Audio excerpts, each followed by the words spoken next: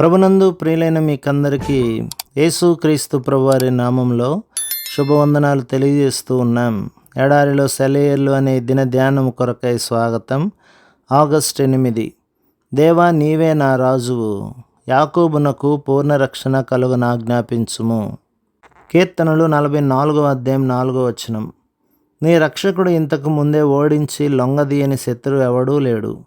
కృపలో నువ్వు ఎదగడానికి, క్రైస్తవునిగా నీ దేవుని కోసం పాటుపడడానికి ఆటంకపరిచే విరోధులెవరూ లేరు. వారి గురించి నువ్వు భయపడనక్కర్లేదు. వాళ్ళంతా నీ ఎదుట నుండి పారిపోతారు. వారందరినీ నీ చేతి క్రిందకు తీసుకొస్తానని దేవుడు వాగ్దానం చేశాడు. ధైర్యం కలిగి నిబ్బరంగా ఉండు, భయపడకు, బెంబేలు పడకు. దేవుడు నీతో ఉన్నాడు. పరాక్రమశాలులారా, మీరు మహాబలవంతుడైన దేవునికి చెందిన వాళ్ళు కాబట్టి మీరు పరాక్రమవంతులు. విజయాన్ని చేజిక్కించుకోండి.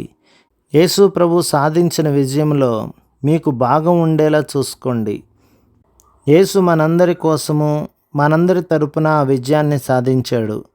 ఆయన విజయుడైనప్పుడు ఆయనతో మీరు ఉన్నారు. ఆ విజయాన్ని పోగొట్టుకోవద్దు. మీ హక్కుల్ని వదలకండి. దోపుడు సొమ్మును పోగు చేసుకోండి. బలమైన కోటగోడలు మిమ్మల్ని ఆపలేవు.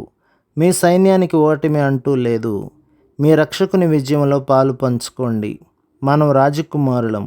ఆ చక్రవర్తిని మనం మహిమపరచగలిగేదెలా? మనకు ఆ రాజరికపు హక్కులు ఉన్నాయా లేదా అని సందేహించడం ద్వారానా?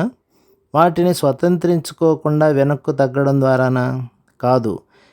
రాజకుమారులాగా మన స్వాస్థ్యాన్ని, మన వారసత్వాన్ని నిలబెట్టుకోవడం ద్వారానే.